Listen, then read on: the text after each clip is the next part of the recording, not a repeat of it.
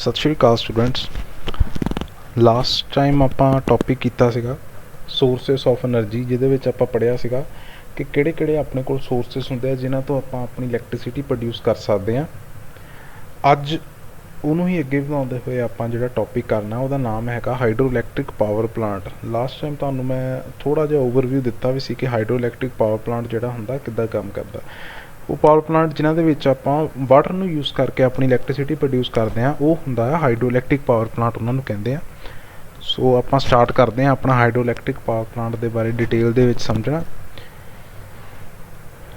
Hydro electric power plant ਜਿਹੜੇ ਹੁੰਦੇ ਆ ਉਹ ਹੁੰਦੇ ਆ ਜਿਨ੍ਹਾਂ ਦੇ ਵਿੱਚ ਆਪਾਂ ਵਾਟਰ ਦੀ ਜਿਹੜੀ ਆ ਪੋਟੈਂਸ਼ੀਅਲ ਜਾਂ ਕਾਈਨੈਟਿਕ ਐਨਰਜੀ ਨੂੰ ਇਲੈਕਟ੍ਰਿਸਿਟੀ ਦੇ ਵਿੱਚ ਕਨਵਰਟ ਕਰਦੇ ਆ।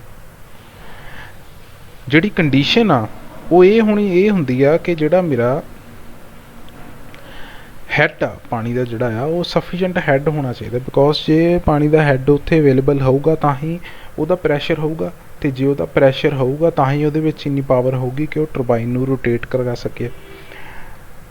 ਥਰਡ ਪੁਆਇੰਟ ਜਿਹੜਾ ਆ ਯੂਜ਼ਲੀ ਲੋਕੇਟਡ ਇਨ ਹਿਲੀ ਏਰੀਆਜ਼, ਮੀਨਸ ਕਿ ਓਬਵੀਅਸ ਜੀ ਗੱਲ ਆ ਜਿਹੜਾ ਹਾਈਡਰੋ ਇਲੈਕਟ੍ਰਿਕ ਪਾਵਰ ਪਲਾਂਟ ਆ ਇਹਨੂੰ ਆਪਾਂ ਉੱਥੇ ਲਗਾਵਾਂਗੇ ਜਿੱਥੇ ਆਪਣੇ ਕੋਲ ਪਾਣੀ ਵੀ ਹੋਵੇ ਅਤੇ ਹੈੱਡ ਵੀ ਹੋਵੇ। ਸੋ ਇਹ ਦੋਨੋਂ ਚੀਜ਼ਾਂ ਜਿਹੜੀਆਂ ਆਪਾਂ ਨੂੰ ਹਿਲੀ ਏਰੀਆਜ਼ ਦੇ ਵਿੱਚ ਜਿਹੜੀਆਂ ਆ ਮਿਲ ਜਾਂਦੀਆਂ। ਇਸ ਕਰਕੇ ਆਪਾਂ ਜਿਹੜਾ ਹਾਈਡਰੋ ਇਲੈਕਟ੍ਰਿਕ ਪਾਵਰ ਪਲਾਂਟ ਆ ਮੋਸਟਲੀ ਹਿਲੀ ਏਰੀਆਜ਼ ਦੇ ਵਿੱਚ, ਜਿੱਦਾਂ ਆਪਣੇ ਹਿਮਾਚਲ ਪ੍ਰਦੇਸ਼ ਆ ਉੱਥੇ ਕਾਫੀ ਜਿਹੜੇ ਆ ਛੋਟੇ ਹਾਈਡਰੋ ਇਲੈਕਟ੍ਰਿਕ ਪਾਵਰ ਪਲਾਂਟ ਵੀ ਲੱਗੇ ਹੋਏ। ਤੁਹਾਨੂੰ ਮੈਂ ਇਮੇਜ ਵੀ ਦਿਖਾਊਂਗਾ ਇੱਕ ਪਾਵਰ ਪਲਾਂਟ ਦੀ। ਬਾਕੀ ਆਪਾਂ ਕੀ ਕਰਦੇ ਹਾਂ ਉੱਥੇ ਡੈਮ ਬਿਲਡ ਕਰਦੇ ਹਾਂ ਜਿਹਦੇ ਵਿੱਚ ਆਪਾਂ ਬਹੁਤ ਲਾਰਜ ਕੁਆਂਟਿਟੀ ਦੇ ਵਿੱਚ ਵਾਟਰ ਜਿਹੜਾ ਹੁੰਦਾ ਉਹਨੂੰ ਸਟੋਰ ਕਰਕੇ ਰੱਖਦੇ ਹਾਂ ਆਰਟੀਫਿਸ਼ੀਅਲ ਰੈਜ਼ਰਵੋਇਰ ਬਣਾ ਕੇ। ਬਾਕੀ ਇਹਦਾ ਆਪਾਂ ਨੂੰ ਬਹੁਤ ਜ਼ਿਆਦਾ ਫਾਇਦਾ ਆ ਉਹ ਇਸ ਕਰਕੇ ਕਿਉਂਕਿ ਇਹਦੇ ਵਿੱਚ ਕੋਈ ਵੀ ਫਿਊਲ ਨਹੀਂ ਆਪਾਂ ਯੂਜ਼ ਕਰਦੇ, ਜਿੱਦਾਂ ਥਰਮਲ ਪਾਵਰ ਪਲਾਂਟ ਦੇ ਵਿੱਚ ਆਪਾਂ ਕੋਲ ਯੂਜ਼ ਕਰਦੇ ਹਾਂ ਜਿਹੜਾ ਕਿ ਨੋਨ ਰੀਨਿਊਏਬਲ ਸੋਰਸ ਆ।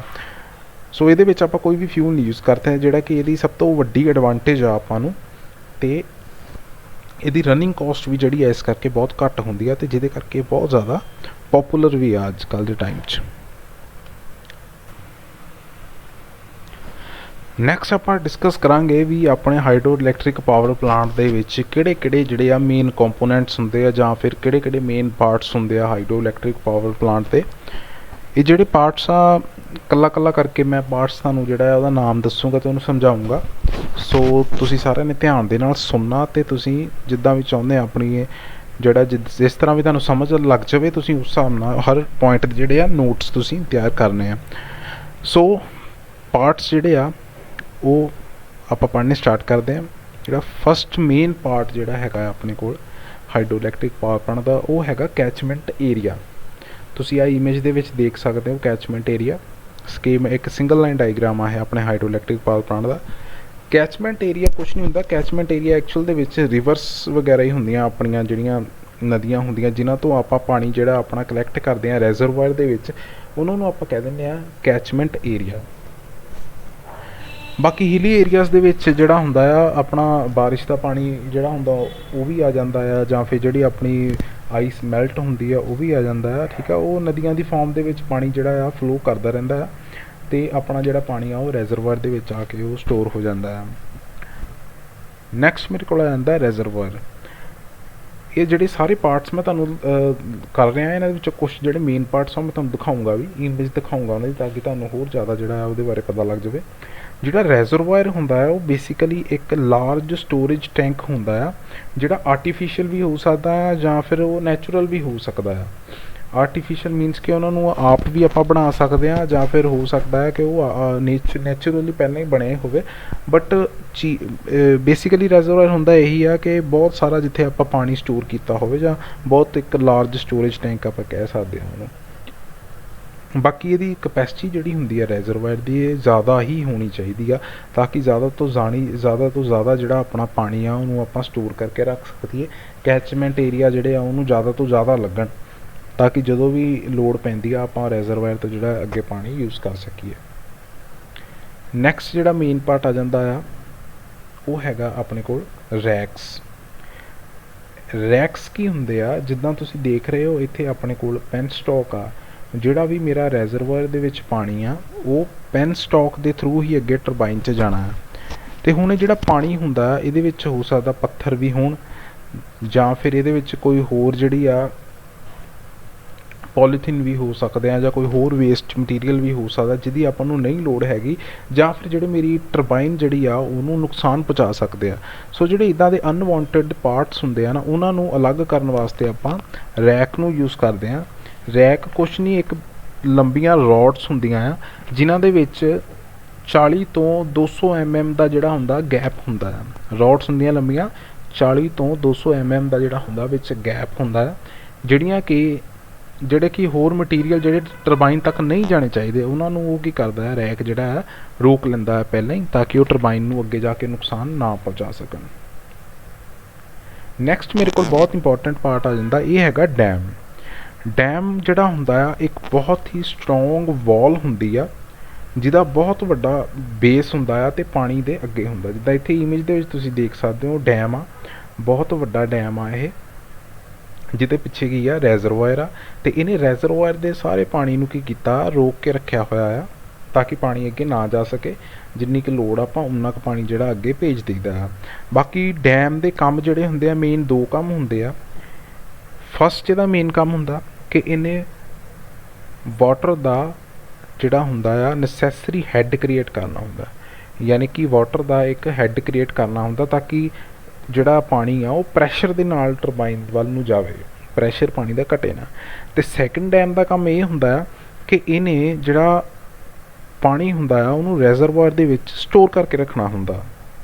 ਬਾਕੀ ਡੈਮ ਦੇ ਵਿੱਚ ਆਪਾਂ ਇੱਕ ਟਨਲ ਕੱਢੀ ਹੁੰਦੀ ਆ ਜਿੱਥੋਂ ਆਪਾਂ ਅੱਗੇ ਜਿਹੜਾ ਆ, ਦੇਖੋ ਇੱਥੇ ਤੁਸੀਂ ਦੇਖ ਸਕਦੇ ਡਾਇਗਰਾਮ ਦੇ ਵਿੱਚ ਇੱਕ ਟਨਲ ਕੱਢੀ ਆ, ਇਹ ਥੱਲੇ ਹੁੰਦੀ ਆ ਟਨਲ, ਐਕਚੁਅਲੀ ਬੇਸ ਦੇ ਵਿੱਚ ਹੁੰਦੀ ਆ। ਇੱਥੋਂ ਜਿਹੜਾ ਹੁੰਦਾ ਪਾਣੀ ਅੱਗੇ ਸਲੂਇਸ ਗੇਟ ਦੇ ਵਿੱਚ ਜਾਂਦਾ, ਜਿਹੜੇ ਕਿ ਜਿੱਥੇ ਆਪਾਂ ਕੰਟਰੋਲ ਕਰਦੇ ਹਾਂ ਵੀ ਕਿੰਨਾ ਪਾਣੀ ਆਪਾਂ ਅੱਗੇ ਭੇਜਣਾ। ਨੈਕਸਟ ਮੇਰੇ ਕੋਲ ਆ ਜਾਂਦੇ ਆ students valve house. Valve house ਜਿਹੜੇ ਹੁੰਦੇ ਆ ਇਹ ਬੇਸਿਕਲੀ ਜਿਹੜਾ ਪਾਣੀ ਜੇ ਹੁੰਦਾ ਜਿਹੜਾ ਸਲੂਇਸ ਗੇਟ ਹੁੰਦਾ ਆ ਉਹਨੂੰ ਕੰਟਰੋਲ ਕਰਨ ਵਾਸਤੇ ਆਪਾਂ ਲਾਏ ਹੁੰਦੇ ਆ ਵਾਲਵ, ਕਿਉਂਕਿ ਵਾਲਵ ਹੋਊਗਾ ਇਹ ਨਾਲ ਆਪਾਂ ਸਲੂਇਸ ਗੇਟ ਨੂੰ ਕੰਟਰੋਲ ਕਰਾਂਗੇ ਤਾਂ ਉਹਦੇ ਨਾਲ ਹੀ ਆਪਣਾ ਪਾਣੀ ਦਾ ਪ੍ਰੈਸ਼ਰ ਜਿਹੜਾ ਉਹ ਘੱਟ ਵੱਧ ਹੋਊਗਾ। ਹਰ ਟਾਈਮ ਆਪਾਂ ਨੂੰ ਜ਼ਿਆਦਾ ਪ੍ਰੈਸ਼ਰ ਦੀ ਲੋੜ ਤਾਂ ਹੁੰਦੀ ਨਹੀਂ ਆ, ਕਈ ਵਾਰ ਜੇ ਡਿਮਾਂਡ ਘੱਟ ਹੋਵੇ ਆਪਾਂ ਨੂੰ ਟਰਬਾਈਨ ਦੀ ਸਪੀਡ ਘਟਾਉਣੀ ਪੈਂਦੀ ਆ। ਟਰਬਾਈਨ ਦੀ ਸਪੀਡ ਤਾਂ ਹੀ ਘਟੂਗੀ ਜੇ ਆਪਣਾ ਵਾਟਰ ਦਾ ਪਿੱਛੋਂ ਪ੍ਰੈਸ਼ਰ ਘਟੂਗਾ, ਤੇ ਵਾਟਰ ਦਾ ਪ੍ਰੈਸ਼ਰ ਕਿੱਦਾਂ ਘਟੂਗਾ, ਜੇ ਆਪਾਂ ਪਾਣੀ ਨੂੰ ਅੱਗੇ ਆਉਣ ਤੋਂ ਰੋਕਾਂਗੇ। ਉਹ ਰੋਕਣ ਵਾਸਤੇ ਆਪਾਂ ਕੀਤਾ ਹੁੰਦਾ ਸਲੂਇਸ ਗੇਟ ਲਾਇਆ ਜਿਹਨੂੰ ਆਪਾਂ ਵਾਲਵ ਦੇ ਨਾਲ ਕੰਟਰੋਲ ਕਰਦੇ ਹਾਂ। ਵਾਲਵ ਦਾ ਸੋ ਇਹੀ ਕੰਮ ਹੁੰਦਾ ਵੀ ਉਹ ਪਾਣੀ ਦੇ ਫਲੋ ਨੂੰ ਰੋਕਣਾ, ਕਿੱਦਾਂ ਰੋਕਣਾ ਜਾਂ ਕਿੱਦਾਂ ਕੰਟਰੋਲ ਕਰਨਾ, ਸਲੂਇਸ ਗੇਟ ਨੂੰ ਕੰਟਰੋਲ ਕਰਕੇ। ਨੈਕਸਟ ਮੇਰੇ ਕੋਲ ਇੱਕ ਬਹੁਤ ਇੰਪੋਰਟੈਂਟ ਪਾਰਟ ਆ ਜਾਂਦਾ ਆ, ਇਹ ਹੈਗਾ ਪੈਨ ਸਟੋਕ। ਪੈਨ ਸਟੋਕ ਜਿਹੜੀ ਆ ਕੰਕਰੀਟ ਦੀ ਵੀ ਬਣੀ ਹੋ ਸਕਦੀ ਆ, ਸਟੀਲ ਦੀ ਵੀ ਬਣੀ ਹੋ ਸਕਦੀ ਆ। ਦੇਖ ਸਕਦੇ ਆ ਤੁਸੀਂ, ਆ ਇੱਕ ਜਿਹੜੀ ਲੰਬੀ ਪਾਈਪ ਆ ਰਹੀ ਆ ਆਪਣੇ ਡੈਮ ਤੋਂ ਲੈ ਕੇ ਟਰਬਾਈਨ ਤੱਕ, ਇਹਨੂੰ ਪੈਨ ਸਟੋਕ ਕਹਿੰਦੇ ਆ। ਪੈਨ ਸਟੋਕ ਸਟੀਲ ਦੀ ਵੀ ਬਣੀ ਹੋ ਸਕਦੀ ਆ ਜਾਂ ਫਿਰ ਇਹ ਕੰਕਰੀਟ ਦੀ ਵੀ ਬਣੀ ਹੋ ਸਕਦੀ ਹੈ। ਇਹਦਾ ਕੰਮ ਜਿਹੜਾ ਹੁੰਦਾ ਇਹੀ ਹੁੰਦਾ ਹੈ ਕਿ ਇਹਨੇ ਪਾਣੀ ਨੂੰ ਡੈਮ ਤੋਂ ਟਰਬਾਈਨ ਤੱਕ ਲੈ ਕੇ ਜਾਣਾ ਹੁੰਦਾ। ਸੋ ਇਹਨੇ ਬਹੁਤ ਸਾਰਾ ਪ੍ਰੈਸ਼ਰ ਝੱਲਣਾ ਹੁੰਦਾ, ਇਸ ਕਰਕੇ ਆਪਣੀ ਨੀਡ ਹੁੰਦੀ ਆ ਕਿ ਜਿਹੜੀ ਪੈਨ ਸਟੋਕ ਆ ਸਟਰੋਂਗ ਤੋਂ ਸਟਰੋਂਗ ਬਣਾਈ ਜਾਵੇ ਤਾਂ ਕਿ ਵਾਟਰ ਦੇ ਜਿਹੜਾ ਪ੍ਰੈਸ਼ਰ ਆ ਉਹਦੇ ਨਾਲ ਇਹ ਫਟੇ ਨਾ। ਬਾਕੀ ਜੇ ਤਾਂ ਲੋ ਹੈੱਡ ਤੇ ਮੀਡੀਅਮ ਹੈੱਡ ਆ ਡੈਮ ਦਾ, ਯਾਨੀ ਕਿ ਮੇਰਾ ਡੈਮ ਬਹੁਤਾ ਜ਼ਿਆਦਾ ਉੱਚਾ ਨਹੀਂ ਆ, ਫਿਰ ਤਾਂ ਆਪਾਂ ਉੱਥੇ ਇੱਕ ਵੀ ਆਪਾਂ ਯੂਜ਼ ਕਰ ਸਕਦੇ ਹਾਂ ਪੈਨ ਸਟੋਕ।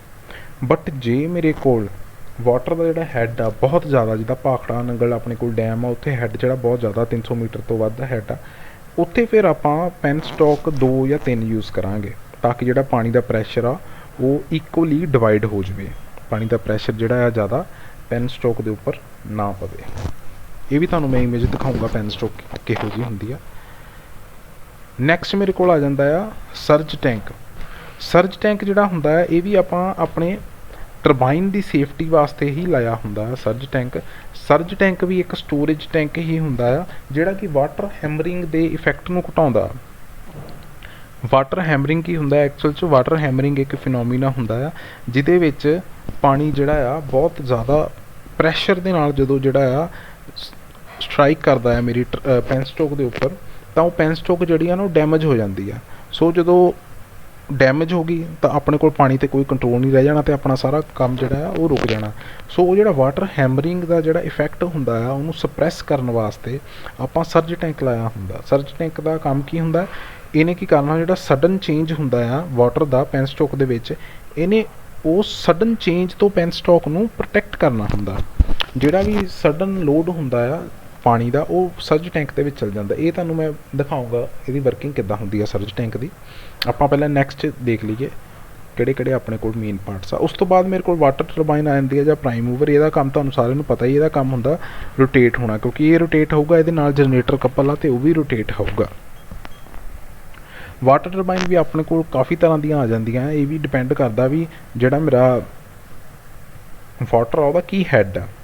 ਸੋ ਇਹ ਮੇਰੇ ਕੋਲ ਕੈਪਲਨ ਵੀ ਹੈਗੀ ਆ, ਫਰੈਂਸਿਸ ਵੀ ਹੈਗੀ ਆ। ਕੈਪਲਨ, ਫਰੈਂਸਿਸ ਅਤੇ ਪੈਲਟਨ ਵੀਲ 3 ਤਰ੍ਹਾਂ ਦੀਆਂ ਮੈਂ ਟਰਬਾਈਨਸ ਜਿਹੜੀਆਂ ਆ ਯੂਜ਼ ਕਰਦਾ ਹਾਂ। ਜੇ ਮੇਰਾ ਹੈਡ ਜਿਹੜਾ ਆ ਉਹ ਮੰਨ ਲਓ 200 ਮੀਟਰ ਤੋਂ ਜ਼ਿਆਦਾ ਆ ਤਾਂ ਉੱਥੇ ਜਿਹੜੀ ਆ ਮੈਂ ਆਪਣੀ ਕੈਪਲਨ ਟਰਬਾਈਨ ਯੂਜ਼ ਕਰੂੰਗਾ। ਜੇ ਮੇਰਾ ਹੈਡ ਘੱਟ ਆ ਉੱਥੇ ਮੈਂ ਪੈਲਟਨ ਵੀ ਯੂਜ਼ ਕਰ ਸਕਦਾ, ਠੀਕ। ਸੋ ਇਹ ਹੈਡ 'ਤੇ ਡਿਪੈਂਡ ਕਰਦਾ ਵੀ ਕਿਹੜੇ ਟਾਈਪ ਦੀ ਤੁਸੀਂ ਆਪਣੀ ਟਰਬਾਈਨ ਜਾਂ ਪ੍ਰਾਈਮ ਮੂਵਰ ਜਿਹੜਾ ਉਹਨੂੰ ਯੂਜ਼ ਕਰਨਾ। ਬਟ ਕੰਮ ਇਹਦਾ ਇਹੀ ਹੁੰਦਾ ਕਿ ਇਹਨੇ ਵਾਟਰ ਨੇ ਜਿਹੜਾ ਇਹਦੇ ਉੱਤੇ ਸਟਰਾਈਕ ਕਰਨਾ ਆ ਅਤੇ ਇਹਨੇ ਰੋਟੇਟ ਹੋਣਾ, ਇਹਦੇ ਨਾਲ ਇਹਦੇ ਜਨਰੇਟਰ ਨੇ ਵੀ ਰੋਟੇਟ ਹੋਣਾ। ਇਹ ਡਾਇਗਰਾਮ ਤੁਸੀਂ ਜ਼ਰੂਰ ਬਣਾ ਲਿਓ ਆਪਣੀ ਨੋਟਬੁੱਕਸ 'ਤੇ। ਨੈਕਸਟ ਮੇਰੇ ਕੋਲ ਆ ਜਾਂਦਾ ਹੈ ਡਰਾਫਟ ਟਿਊਬ। ਜਿਹੜੀ ਡਰਾਫਟ ਟਿਊਬ ਹੁੰਦੀ ਆ ਨਾ, ਜਦੋਂ ਟਰਬਾਈਨ ਦੇ ਉੱਪਰ ਪਾਣੀ ਪੈ ਗਿਆ ਉਹ ਜਿਹੜਾ ਪਾਣੀ ਮੁੜ ਕੇ ਬਾਹਰ ਨੂੰ ਨਿਕਲਦਾ ਹੈ ਉਹ ਡਰਾਫਟ ਟਿਊਬ ਦੇ ਥਰੂ ਨਿਕਲਦਾ ਹੈ।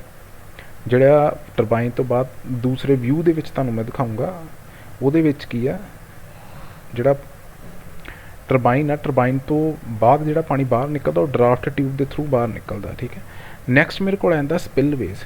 ਸਪਿਲਵੇਜ਼ ਡਰਾਫਟ ਟਿਊਬ ਤੋਂ ਬਾਅਦ ਜਿਹੜਾ ਵਾਟਰ ਹੁੰਦਾ ਮੇਰਾ ਉਹ ਸਪਿਲਵੇਜ਼ 'ਤੇ ਜਾਂਦਾ, ਜਿਹਨੂੰ ਟੇਲ ਰੇਸ ਵੀ ਆਪਾਂ ਕਹਿ ਦਿੰਦੇ ਹਾਂ। ਟੇਲ ਰੇਸ ਅਤੇ spillway both are the same things. Next ਮੇਰੇ ਕੋਲ ਆ ਜਾਂਦਾ ਹੈ ਟੇਲ ਰੇਸ, ਠੀਕ ਹੈ। ਟੇਲ ਰੇਸ ਅਤੇ ਸਪਿਲਵੇ ਦੋਨੋਂ ਸੇਮ ਹੀ ਚੀਜ਼ ਆ, ਦੋਨਾਂ 'ਚ ਕੋਈ ਡਿਫਰੈਂਸ ਨਹੀਂ ਆ। ਉਸ ਤੋਂ ਬਾਅਦ ਮੇਰੇ ਕੋਲ ਅਲਟਰਨੇਟਰ ਆ ਜਾਂਦਾ ਹੈ। ਅਲਟਰਨੇਟਰ ਦੇ ਬਾਰੇ ਵੀ ਤੁਸੀਂ ਸਾਰੇ ਜਾਣਦੇ ਹੀ ਆ। ਜਿਹੜਾ ਹੁੰਦਾ ਇਹ ਟਰਬਾਈਨ ਦੇ ਨਾਲ ਕਪਲ ਕੀਤਾ ਹੁੰਦਾ, ਜਿਹੜਾ ਕਿ ਮਕੈਨੀਕਲ ਪਾਵਰ ਨੂੰ, ਜਿਹੜੀ ਟਰਬਾਈਨ ਦੀ ਮਕੈਨੀਕਲ ਪਾਵਰ ਆ ਉਹਨੂੰ ਇਲੈਕਟ੍ਰੀਕਲ ਪਾਵਰ ਦੇ ਵਿੱਚ ਕਨਵਰਟ ਕਰਦੇ ਆ। ਬਾਕੀ ਜਿਹੜੇ ਆਪਣੇ ਹਾਈਡਰੋ ਇਲੈਕਟ੍ਰਿਕ ਪਾਵਰ ਪਲਾਂਟ ਦੇ ਵਿੱਚ ਅਲਟਰਨੇਟਰ ਹੁੰਦੇ ਆ ਨਾ, ਇਹ ਲੋ ਸਪੀਡ ਅਲਟਰਨੇਟਰ ਹੁੰਦੇ ਆ। ਲੋ ਸਪੀਡ ਮਤਲਬ ਕਿ ਇਹਨਾਂ ਦੇ ਜਿਹੜੇ RPM ਹੁੰਦੇ ਨਾ 600 RPM ਹੁੰਦੇ ਆ, ਯਾਨੀ ਕਿ 1 ਮਿੰਟ ਦੇ ਵਿੱਚ 600 ਵਾਰ ਰੋਟੇਸ਼ਨ ਹੁੰਦੀ ਆ ਉਹਦਾ ਜਿਹੜਾ ਰੋਟਰ ਹੁੰਦਾ ਉਹਦੀ। ਜਿਹੜੇ ਆਪਾਂ ਥਰਮਲ ਪਾਵਰ ਪਲਾਂਟ 'ਚ ਯੂਜ਼ ਕਰਦੇ ਆ ਉਹਨਾਂ ਦੀ ਜ਼ਿਆਦਾ ਹੁੰਦੀ, ਉਹ 3000 RPM ਹੁੰਦੀ ਹੈ। ਬਟ ਇਹਦੀ ਜਿਹੜੀ ਰੋਟੇਸ਼ਨ ਹੁੰਦੀ ਉਹ ਘੱਟ ਹੁੰਦੀ ਹੈ, 600 RPM ਹੁੰਦੀ ਹੈ। ਇਸ ਕਰਕੇ ਇਹਨਾਂ ਨੂੰ ਲੋ ਸਪੀਡ ਅਲਟਰਨੇਟਰ ਕਹਿ ਦਿੰਦੇ ਆਪਾਂ।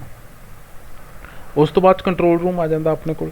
ਜਿਹੜੀ ਅਲਟਰਨੇਟਰ ਤੋਂ ਅੱਗੇ ਸਪਲਾਈ ਨਿਕਲਦੀ ਆ ਉਹਨੂੰ ਕੰਟਰੋਲ ਕਰਨਾ ਉਹ ਕਿੱਦਾਂ ਕਰਾਂਗੇ ਆਪਾਂ, ਉਹ ਆਪਾਂ ਕੰਟਰੋਲ ਰੂਮ ਦੇ ਵਿੱਚ ਹੀ ਆਪਾਂ ਕੰਟਰੋਲ ਕਰਦੇ ਹਾਂ। ਨੈਕਸਟ ਆ ਜਾਂਦਾ ਸਵਿੱਚ ਆ। ਸਵਿੱਚ ਯਾਰਡ ਜਿਹੜਾ ਹੁੰਦਾ ਇਹਦੇ ਵਿੱਚ ਆਪਣੇ ਓਪਨ ਪਲੇਸ ਹੁੰਦੀ ਆ, ਜਿਹਦੇ ਵਿੱਚ ਸਾਰੇ ਇਲੈਕਟ੍ਰੀਕਲ ਇਕਵਿਪਮੈਂਟ ਜਿਵੇਂ ਕਿ transformer, circuit breaker, CT, PTC ਸਾਰੇ ਲੱਗੇ ਹੁੰਦੇ ਜਿਹੜੇ ਕਿ ਆਪਣੀ ਪਾਵਰ ਨੂੰ ਕੰਟਰੋਲ ਕਰਦੇ ਆ, ਠੀਕ। ਸੋ ਇਹ ਆਪਣੇ ਕੋਲ ਵਰਕਿੰਗ ਆ। ਵਰਕਿੰਗ ਸਮਝਣ ਤੋਂ ਪਹਿਲਾਂ ਇੱਕ ਵਾਰ ਮੈਂ ਤੁਹਾਨੂੰ ਸਾਰੇ ਜਿਹੜੇ ਵੀ ਆਪਣੇ ਮੇਨ ਪਾਰਟਸ ਹੈਗੇ ਆ ਉਹਦੀ ਮੈਂ ਤੁਹਾਨੂੰ ਇਮੇਜਸ ਦਿਖਾ ਦਿੰਦਾ ਤਾਂ ਕਿ ਤੁਸੀਂ ਜਿਹੜਾ ਸਹੀ ਤਰੀਕੇ ਨਾਲ ਸਮਝ ਸਕੋ। ਸੋ ਹੁਣ ਆਪਾਂ ਮੇਨ ਜਿਹੜੇ ਇਹਦੇ ਇੰਪੋਰਟੈਂਟ ਪਾਰਟਸ ਆ ਆਪਣੇ ਹਾਈਡਰੋ ਇਲੈਕਟ੍ਰਿਕ ਪਾਵਰ ਪਲਾਂਟ 'ਤੇ ਉਹਨਾਂ ਦੀਆਂ ਤੁਹਾਨੂੰ ਮੈਂ ਇਮੇਜਸ ਸ਼ੋਅ ਕਰਦਾ। ਲਾਈਕ ਜਿਹੜਾ ਰੈਜ਼ਰਵਾਇਰ ਹੁੰਦਾ, ਆਹ ਦੇਖੋ ਆ ਬੈਕ ਸਾਈਡ 'ਤੇ ਜਿਹੜਾ ਨਾ ਇਹ ਸਾਰਾ ਰੈਜ਼ਰਵਾਇਰ ਆ। ਜਿੰਨਾ ਵੀ ਆ ਬੈਕ ਸਾਈਡ 'ਤੇ ਤੁਸੀਂ ਦੇਖ ਰਹੇ ਹੋ ਜਿਹੜਾ ਆਪਾਂ ਵਾਟਰ ਆ ਸਟੋਰ ਕਰਕੇ ਰੱਖਿਆ, ਇਸ ਇਮੇਜ 'ਚ ਵੀ ਦੇਖੋ ਜਿਹੜਾ ਆਪਾਂ ਵਾਟਰ ਸਟੋਰ ਕਰਕੇ ਰੱਖਿਆ ਇਹ ਸਾਰਾ ਕੀ ਆ, ਇਹ ਰੈਜ਼ਰਵਾਇਰ ਆਪਾਂ ਇਹਨੂੰ ਕਹਿ ਦਿੰਦੇ ਹਾਂ, ਠੀਕ ਹੈ। ਇਹ ਸਾਰਾ ਪਿੱਛੇ ਰੈਜ਼ਰਵਾਇਰ ਆ। ਉਸ ਤੋਂ ਬਾਅਦ 'ਚ ਮੇਰੇ ਕੋਲ ਡੈਮ ਆ ਜਾਂਦਾ। ਆ ਦੇਖੋ ਜਿਹੜਾ ਕਰਵਡ ਸ਼ੇਪ ਦੇ ਵਿੱਚ ਆ ਇਹਨੂੰ ਆਪਾਂ ਕਹਿੰਦੇ ਆ ਡੈਮ। ਇਸ ਇਮੇਜ ਦੇ ਵਿੱਚ ਆਹ ਡੈਮ ਆ। ਸੈਕਿੰਡ ਇਮੇਜ ਤੁਹਾਨੂੰ ਸ਼ੋਅ ਕਰਦਾ। ਸੈਕਿੰਡ ਇਮੇਜ ਦੇ ਵਿੱਚ ਦੇਖੋ ਆਹ ਮੇਰੇ ਕੋਲ ਆ ਕੀ ਆ, ਇਹ ਡੈਮ ਆ ਜਿਹਨੇ ਕੀ ਕੀਤਾ ਹੋਇਆ, ਦੇਖੋ ਪਾਣੀ ਨੂੰ ਰੋਕ ਕੇ ਰੱਖਿਆ ਹੋਇਆ ਪਿੱਛੇ, ਯਾਨੀ ਕਿ ਰੈਜ਼ਰਵਾਇਰ ਬਣਾਇਆ ਹੋਇਆ। ਇੱਕ ਤਰ੍ਹਾਂ ਰੈਜ਼ਰਵਾਇਰ ਬਣਿਆ ਕਿਹਦੇ ਕਰਕੇ, ਇੱਥੇ ਡੈਮ ਦੇ ਕਰਕੇ। ਯਾਨੀ ਕਿ ਇਹਨੂੰ ਆਪਾਂ ਕਹਿ ਸਕਦੇ ਵੀ ਆਰਟੀਫਿਸ਼ੀਅਲ ਰੈਜ਼ਰਵਾਇਰ ਆ, ਕਿਉਂਕਿ ਆਪਾਂ ਡੈਮ ਕੰਸਟਰਕਟ ਕਰਕੇ ਬਣਾਇਆ, ਨੈਚੁਰਲ ਨਹੀਂ ਆ। ਸੋ ਇਹ ਹੋ ਗਿਆ ਮੇਰੇ ਕੋਲ ਡੈਮ। ਡੈਮ ਤੋਂ ਬਾਅਦ ਮੇਰੇ ਕੋਲ ਆ ਦੇਖੋ ਜਿਹੜੇ ਸਪਿਲਵੇਜ਼ ਦੀ ਗੱਲ ਕਰ ਰਹੇ ਸੀਗੇ ਆਪਾਂ, ਆਹ ਹੁੰਦੇ ਆ ਸਪਿਲਵੇਜ਼, ਜਿੱਥੋਂ ਕੀ ਆ ਓਵਰਫਲੋ, ਜਦੋਂ ਪਾਣੀ ਦਾ ਜਿਹੜਾ ਫਲੋ ਹੁੰਦਾ ਉਹ ਵੱਧ ਜਾਂਦਾ ਆ, ਉਹ ਕਿੱਥੇ ਜਾਂਦਾ ਅੱਗੇ, ਸਪਿਲਵੇਜ਼ ਤੋਂ ਥੱਲੇ ਆ ਜਾਂਦਾ, ਠੀਕ ਆ। ਟੇਲ ਰੇਸ ਵੀ ਸੇਮ ਹੀ ਚੀਜ਼ ਹੁੰਦੀ ਆ, ਬਸ ਟੇਲ ਰੇਸ ਦੇ ਵਿੱਚ ਕੀ ਹੁੰਦਾ, ਡਰਾਫਟ ਟਿਊਬ ਤੋਂ ਬਾਅਦ ਜਿਹੜਾ ਪਾਣੀ ਹੁੰਦਾ ਉਹ ਟੇਲ ਰੇਸ ਤੋਂ ਆ ਜਾਂਦਾ, ਠੀਕ ਆ। ਬਟ ਐਟ ਦੀ ਐਂਡ ਜਿਹੜਾ ਤਰੀਕਿਆਂ ਦੇ ਨਾਲ ਜਿੱਥੋਂ ਪਾਣੀ ਆਪਣਾ ਜਿਹੜਾ ਰਿਵਰ ਦੇ ਵਿੱਚ ਵਾਪਸ ਜਾਂਦਾ ਆ, ਠੀਕ ਆ, ਉਹ ਟੇਲ ਰੇਸ ਤੋਂ ਵੀ ਜਿਹੜਾ ਵਾਪਸ ਚਲੇ ਜਾਂਦਾ ਆ ਅਤੇ ਸਪਿਲਵੇਜ਼ ਤੋਂ ਵੀ ਜਿਹੜਾ ਪਾਣੀ ਆ ਉਹ ਆਪਣਾ ਵਾਪਸ ਚਲਿਆ ਜਾਂਦਾ ਆ ਸਟਰੀਮ ਦੇ ਵਿੱਚ। ਉਸ ਤੋਂ ਬਾਅਦ 'ਚ ਮੇਰੇ ਕੋਲ ਅਲਟਰਨੇਟਰ ਆ ਜਾਂਦੇ ਆ। ਦੇਖੋ ਆ ਜਿਹੜੇ ਹੈਗੇ ਆ ਇਹ ਆਪਣੇ ਅਲਟਰਨੇਟਰ ਆ। ਇਹ ਹੋਵਰ ਪਾਵਰ ਪਲਾਂਟ ਹੈਗਾ ਆ ਆਪਣੇ ਅਮਰੀਕਾ ਦੇ ਵਿੱਚ, ਉਹਦੀ ਇਮੇਜ ਆ ਇਹ, ਠੀਕ ਆ। ਇਹ ਆਪਣੇ ਸਾਰੇ ਜਿਹੜੇ ਆ ਇਹ ਅਲਟਰਨੇਟਰ ਲੱਗੇ ਹੋਏ ਆ। ਆਹ ਜਿਹੜਾ ਆ ਅਲਟਰਨੇਟਰ ਦਾ ਜਿਹੜਾ ਰੋਟਰ ਕਹਿ ਲਓ, ਆਰਮੇਚਰ ਕਹਿ ਲਓ, ठीक है। सो ये देख सकते हैं साइज़ बहुत वड्डा हुंदा, एक वड्डे रूम जिन्ना जिहड़ा साइज़ हुंदा है, जिहड़ी मेरी अपनी ਇਹਦਾ ਅਲਟਰਨੇਟਰ ਹੁੰਦਾ ਉਹਦਾ ਤੁਸੀਂ ਦੇਖ ਸਕਦੇ ਹੋ ਥੱਲੇ ਪਰਸਨ ਵੀ ਖੜੇ ਹੋਏ ਨੇ ਤੇ ਉਹਨਾਂ ਦੇ ਕੰਪੈਰੀਜ਼ਨ 'ਚ ਸਾਈਜ਼ ਇਹਦਾ ਬਹੁਤ ਜ਼ਿਆਦਾ ਹੁੰਦਾ, ਬਹੁਤ ਵੱਡਾ ਸਾਈਜ਼ ਹੁੰਦਾ। ਇਸ ਤੋਂ ਇਲਾਵਾ ਆਪਣੀ ਪੈਨ ਸਟਾਕ, ਆਹ ਦੇਖੋ ਪੈਨ ਸਟਾਕ ਆ, ਆਪਾਂ ਇੱਥੇ 2 ਪੈਨ ਸਟਾਕਸ ਯੂਜ਼ ਕੀਤੀਆਂ ਹੋਈਆਂ, ਠੀਕ ਆ। ਇਹਨਾਂ ਦੇ ਵਿੱਚ ਹੀ ਆਪਣਾ ਜਿਹੜਾ ਆ ਪਾਣੀ, ਜਿੱਥੇ ਵੀ ਆਪਾਂ ਰੈਜ਼ਰਵਾਇਰ 'ਚ ਪਾਣੀ ਸਟੋਰ ਕੀਤਾ ਹੋਊਗਾ ਉੱਥੋਂ ਪੈਨ ਸਟਾਕ ਦੇ ਨਾਲ ਹੀ ਜਿਹੜਾ ਪਾਣੀ ਆ ਆਪਣਾ ਅੱਗੇ ਆਪਾਂ ਜਨਰੇਟਿੰਗ ਸਟੇਸ਼ਨ ਤੱਕ ਪਹੁੰਚਾਉਂਦੇ ਆ, ਠੀਕ ਆ। ਪੈਨ ਸਟਾਕ ਆ, ਪੈਨ ਸਟਾਕ 'ਚੋਂ ਪਾਣੀ ਜਿਹੜਾ ਅੱਗੇ ਆਹ ਜਨਰੇਟਿੰਗ ਸਟੇਸ਼ਨ ਆ, ਇੱਥੇ ਜਿਹੜਾ ਪਾਣੀ ਆ ਇਹ ਚਲਿਆ ਜਾਂਦਾ। ਉਸ ਤੋਂ ਬਾਅਦ ਪੈਨ ਸਟਾਕ ਹੋ ਗਈ। ਪੈਨ ਸਟਾਕ ਤੋਂ ਬਾਅਦ ਪੈਨ ਸਟਾਕ ਨੂੰ ਬਚਾਉਣ ਵਾਸਤੇ ਆਪਾਂ ਯੂਜ਼ ਕਰਦੇ ਹਾਂ, ਕੀ ਯੂਜ਼ ਕਰਦੇ ਹਾਂ? ਸਰਜ ਟੈਂਕ। ਇਹ ਹੁੰਦਾ ਦੇਖੋ ਸਰਜ ਟੈਂਕ, ਇਹਨੂੰ ਆਪਾਂ ਸਰਜ ਟੈਂਕ ਕਹਿੰਦੇ ਆ। ਦੇਖੋ ਪੈਨ ਸਟਾਕ ਆਈ ਆ, ਰਾਸਤੇ ਦੇ ਵਿੱਚ ਆਪਾਂ ਕੀ ਕੀਤਾ, ਸਰਜ ਟੈਂਕ ਲਾਇਆ ਹੋਇਆ। ਜਦੋਂ ਪੈਨ ਸਟਾਕ ਦੇ ਵਿੱਚ ਪਾਣੀ ਦਾ ਪ੍ਰੈਸ਼ਰ ਬਹੁਤ ਜ਼ਿਆਦਾ ਵੱਧ ਗਿਆ, ਇੱਕਦਮ ਪਾਣੀ ਦਾ ਪ੍ਰੈਸ਼ਰ ਪੈਨ ਸਟਾਕ 'ਚ ਵੱਧ ਗਿਆ, ਤਾਂ ਕੀ ਹੁੰਦਾ, ਸਰਜ ਟੈਂਕ ਦੇ ਵਿੱਚ ਪਾਣੀ ਦਾ ਲੈਵਲ ਜਿਹੜਾ ਨਾ ਉੱਪਰ ਚਲ ਜਾਂਦਾ, ਵੱਧ ਜਾਂਦਾ। ਇਹ ਤੁਹਾਨੂੰ ਮੈਂ ਐਨੀਮੇਸ਼ਨ ਵੀ ਇੱਕ ਦਿਖਾਊਂਗਾ। ਅਤੇ ਜੇ ਪੈਨ ਸਟਾਕ 'ਚ ਪਾਣੀ ਦਾ ਲੈਵਲ ਘਟ ਗਿਆ, ਜਦੋਂ ਜਾਂ ਪਾਣੀ ਦਾ ਲੈਵਲ ਨੋਰਮਲ ਹੋ ਗਿਆ, ਉਸ ਟਾਈਮ ਜਿਹੜਾ ਸਰਜ ਟੈਂਕ ਹੁੰਦਾ ਇਹਦੇ ਵਿੱਚੋਂ ਪਾਣੀ ਜਿਹੜਾ ਫਿਰ ਪੈਨ ਸਟਾਕ ਦੇ ਥਰੂ ਵਾਪਸ ਚਲਾ ਜਾਂਦਾ। ਸੋ ਇਹ ਹੁੰਦਾ ਸਰਜ ਟੈਂਕ। ਇਸ ਤੋਂ ਇਲਾਵਾ ਆਪਣੀਆਂ ਇਹਦੇ ਵਿੱਚ ਡਰਾਫਟ ਟਿਊਬ, ਇਹਨੂੰ ਆਪਾਂ ਆਹ ਦੇਖੋ ਇਹ ਡਰਾਫਟ ਟਿਊਬ ਹੁੰਦੀ ਆ। ਟਰਬਾਈਨ ਤੋਂ ਬਾਅਦ ਜਿਹੜਾ ਨਾ ਪਾਣੀ ਜਿੱਥੋਂ ਬਾਹਰ ਨਿਕਲਦਾ ਡਰਾਫਟ ਟਿਊਬ, ਉਹ ਇਹ ਵਾਲੀ ਡਰਾਫਟ ਟਿਊਬ ਹੁੰਦੀ ਆ, ਬਹੁਤ ਵੱਡੇ ਸਾਈਜ਼ ਦੀ ਹੁੰਦੀ ਆ ਇਹ। ਉਸ ਤੋਂ ਬਾਅਦ ਆਪਣੀਆਂ ਟਰਬਾਈਨਸ ਆ ਜਾਂਦੀਆਂ। ਆਹ ਦੇਖੋ ਇਹ ਆਪਣੀ ਹੈਗੀ ਆ ਪੈਲਟਨ ਵੀਲ ਟਰਬਾਈਨ, ਸਾਈਜ਼ ਇਹਦਾ ਵੀ ਦੇਖੋ ਕਿੰਨਾ ਵੱਡਾ, ਪੈਲਟਨ ਵੀਲ ਟਰਬਾਈਨ ਕਹਿੰਦੇ ਆ। ਉਸ ਤੋਂ ਬਾਅਦ ਆਹ ਆਪਣੇ ਕੋਲ ਆ ਜਾਂਦੀ ਆ ਫ੍ਰਾਂਸਿਸ ਟਰਬਾਈਨ, ਫ੍ਰਾਂਸਿਸ ਨਾਮ ਇਹਦਾ। ਥਰਡ ਆਪਣੇ ਕੋਲ ਆ ਜਾਂਦੀ ਆ ਕੈਪਲਨ, ਇਹਨੂੰ ਕਹਿੰਦੇ ਆ ਕੈਪਲਨ ਟਰਬਾਈਨ, ਠੀਕ ਆ। ਸੋ ਇਹ 3 ਤਰ੍ਹਾਂ ਦੀਆਂ ਆਪਣੀਆਂ ਟਰਬਾਈਨਸ ਹੁੰਦੀਆਂ। ਆਹ ਇੱਕ ਮਨਾਲੀ ਦਾ ਵਿਊ ਆ, ਹਿਮਾਚਲ ਪ੍ਰਦੇਸ਼ ਦਾ। ਦੇਖੋ ਇੱਕ ਇਹਨਾਂ ਨੇ ਇੱਥੇ ਜਨਰੇਟਿੰਗ ਸਟੇਸ਼ਨ ਲਾਇਆ ਮਨਾਲੀ ਦੇ ਵਿੱਚ, ਕਾਫੀ ਉੱਥੇ ਹਿਮਾਚਲ ਪ੍ਰਦੇਸ਼ ਵਿੱਚ ਛੋਟੇ ਛੋਟੇ ਜਨਰੇਟਿੰਗ ਸਟੇਸ਼ਨ ਹੈਗੇ ਆ ਉੱਥੇ। ਆਹ ਦੇਖੋ ਉੱਪਰੋਂ ਪੈਨ ਸਟਾਕ ਆ, ਇਹ ਪੈਨ ਸਟਾਕ ਆ ਰਹੀ ਆ, ਇਹਦੇ ਵਿੱਚ ਹੀ ਪਾਣੀ ਆ ਰਿਹਾ, ਛੋਟਾ ਜਿਹਾ ਜਨਰੇਟਿੰਗ ਸਟੇਸ਼ਨ ਆ। ਅਤੇ ਉਸ ਤੋਂ ਬਾਅਦ ਪਾਣੀ ਜਦੋਂ ਆਪਾਂ ਯੂਜ਼ ਕਰ ਲੈਂਦੇ ਹਾਂ, ਟਰਬਾਈਨ ਨੂੰ ਰੋਟੇਟ ਹੋ ਜਾਂਦੀ ਆ। ਉਸ ਤੋਂ ਬਾਅਦ ਜਿਹੜਾ ਪਾਣੀ ਬਚ ਜਾਂਦਾ ਉਹ ਇੱਥੋਂ ਪੈਨ ਸਟਾਕ ਤੋਂ ਅੱਗੇ ਵਾਪਸ ਜਿਹੜਾ ਆ ਰਿਵਰ ਦੇ ਵਿੱਚ ਚਲਿਆ ਜਾਂਦਾ। ਇੱਕ ਤੁਹਾਨੂੰ ਹੁਣ ਮੈਂ ਐਨੀਮੇਸ਼ਨ ਦਿਖਾ ਦਿੰਦਾ, ਜਿੱਥੋਂ ਤੁਹਾਨੂੰ ਜਿਹੜਾ ਇਹਦੀ ਵਰਕਿੰਗ ਇੱਕ ਪਤਾ ਲੱਗ ਜੂਗੀ ਚੰਗੀ ਤਰ੍ਹਾਂ ਵੀ ਕਿੱਦਾਂ ਵਰਕ ਹੁੰਦੀ ਹੈ। ਆ ਦੇਖੋ ਇਹ ਡੈਮ ਆ, ਜਿੱਥੇ ਪੋਟੈਂਸ਼ੀਅਲ ਐਨਰਜੀ ਪਾਣੀ ਦੀ ਆਪਾਂ ਸਟੋਰ ਕਿੱਦਾਂ ਬਣਾਈ ਆ, ਸਟੋਰ ਕਰਕੇ ਪਾਣੀ ਨੂੰ ਡੈਮ ਦੇ ਵਿੱਚ। ਆ ਆਪਣੇ ਕੋਲ ਪੈਨ ਸਟਾਕ ਦਾ ਪਾਈਪ ਆ, ਇੱਥੋਂ ਜਿਹੜਾ ਪਾਣੀ ਆ ਅੱਗੇ ਉਹ ਆਉਂਦਾ ਆ ਅਤੇ ਟਰਬਾਈਨ ਦੇ ਵਿੱਚ ਜਾਂਦਾ, ਇਨਲੈਟ ਵਾਲਵ ਦੇ ਥਰੂ ਟਰਬਾਈਨ ਮੇਰੀ ਰੋਟੇਟ ਹੁੰਦੀ ਹੈ, ਕੈਪਲਨ ਟਰਬਾਈਨ ਆ, ਅਤੇ ਡਰਾਫਟ ਟਿਊਬ ਤੋਂ ਵਾਪਸ ਚਲਿਆ ਜਾਂਦਾ। ਪੈਨ ਸਟਾਕ ਜਿਹੜੀ 2 ਤਰ੍ਹਾਂ ਦੀ ਆ, ਸੀਮੈਂਟ ਦੀ ਵੀ ਹੋ ਸਕਦੀ ਆ, ਕੰਕਰੀਟ ਦੀ ਵੀ ਹੋ ਸਕਦੀ ਆ। ਉਸ ਤੋਂ ਬਾਅਦ ਆ ਸਰਜ ਟੈਂਕ ਆ ਮੇਰੇ ਕੋਲ। ਦੇਖੋ ਪਾਣੀ ਦਾ ਲੈਵਲ ਜਦੋਂ ਇੱਕਦਮ ਪ੍ਰੈਸ਼ਰ ਵੱਧ ਗਿਆ, ਸਰਜ ਟੈਂਕ 'ਚ ਵੀ ਪਾਣੀ ਦਾ ਲੈਵਲ ਵੱਧ ਗਿਆ। ਉਸ ਤੋਂ ਬਾਅਦ 'ਚ ਮੇਰੇ ਕੋਲ ਆ ਰੈਕਸ ਨੇ, ਪ੍ਰੀਵੈਂਟ ਦਾ ਡੈਬਰੀਜ਼, ਯਾਨੀ ਜਿਹੜੀਆਂ ਚੀਜ਼ਾਂ ਦੀ ਲੋੜ ਨਹੀਂ ਹੈਗੀ ਜਾਂ ਟਰਬਾਈਨ ਨੂੰ ਨੁਕਸਾਨ ਪਹੁੰਚਾ ਸਕਦੀਆਂ, ਉਹ ਜਿਹੜੀਆਂ ਚੀਜ਼ਾਂ ਨੇ ਉਹ ਇਹਦੇ ਵਿੱਚ ਰੁਕ ਜਾਂਦੀਆਂ, ਇਹਦੇ ਵਿੱਚ ਫਸ ਜਾਂਦੀਆਂ, ਅਤੇ ਪਾਣੀ ਜਿਹੜਾ ਹੈ ਉਹ ਅੱਗੇ ਚਲਿਆ ਜਾਂਦਾ। ਟਰਬਾਈਨ 'ਤੇ ਰੋਟੇਟ ਹੁੰਦੀ ਆ ਇਹ ਪਾਣੀ ਦੇ ਪ੍ਰੈਸ਼ਰ ਦੇ ਨਾਲ। ਅੱਗੇ ਇਹਦੇ ਨਾਲ ਆਪਾਂ ਕੀ ਹੈ, ਜਨਰੇਟਰ ਕਪਲ ਕੀਤਾ ਹੋਇਆ ਸ਼ਾਫਟ ਦੇ ਨਾਲ, ਜਨਰੇਟਰ ਵੀ ਨਾਲ ਹੀ ਟਰਬਾਈਨ 'ਤੇ ਰੋਟੇਟ ਕਰ ਰਿਹਾ। ਸੋ ਜਿਹੜੀ ਵੀ ਸਪਲਾਈ ਜਨਰੇਟਰ ਬਣਾ ਰਿਹਾ ਉਹ ਅੱਗੇ ਆਪਾਂ ਟਰਾਂਸਫਾਰਮਰ ਨੂੰ ਦੇ ਰਹੇ ਹਾਂ, ਅਤੇ ਟਰਾਂਸਫਾਰਮਰ ਤੋਂ ਅੱਗੇ ਕੀ ਆ, ਆਪਣੇ ਟਰਾਂਸਮਿਸ਼ਨ ਲਾਈਨਸ ਦੇ ਥਰੂ ਆਪਾਂ ਅੱਗੇ ਪਾਵਰ ਜਿਹੜੀ ਆ ਉਹ ਟਰਾਂਸਮਿਟ ਕਰ ਰਹੇ ਹਾਂ। ਉਸ ਤੋਂ ਬਾਅਦ ਪਾਣੀ ਜਿਹੜਾ ਬਚ ਗਿਆ ਉਹ ਕੀ ਆ, ਡਰਾਫਟ ਟਿਊਬ ਦੇ ਥਰੂ ਜਿਹੜਾ ਆ ਅੱਗੇ ਆਪਾਂ ਰਿਵਰ ਦੇ ਵਿੱਚ ਭੇਜ ਦਿੰਦੇ ਹਾਂ। ਸੋ ਡਿਮਾਂਡ ਜਿਹੜੀ ਹੁੰਦੀ ਆ ਸੀਜ਼ਨ ਦੇ ਹਿਸਾਬ ਨਾਲ, ਸਰਦੀਆਂ 'ਚ ਘੱਟ ਹੁੰਦੀ ਆ, ਗਰਮੀਆਂ 'ਚ ਜ਼ਿਆਦਾ ਹੋ ਜਾਂਦੀ ਆ।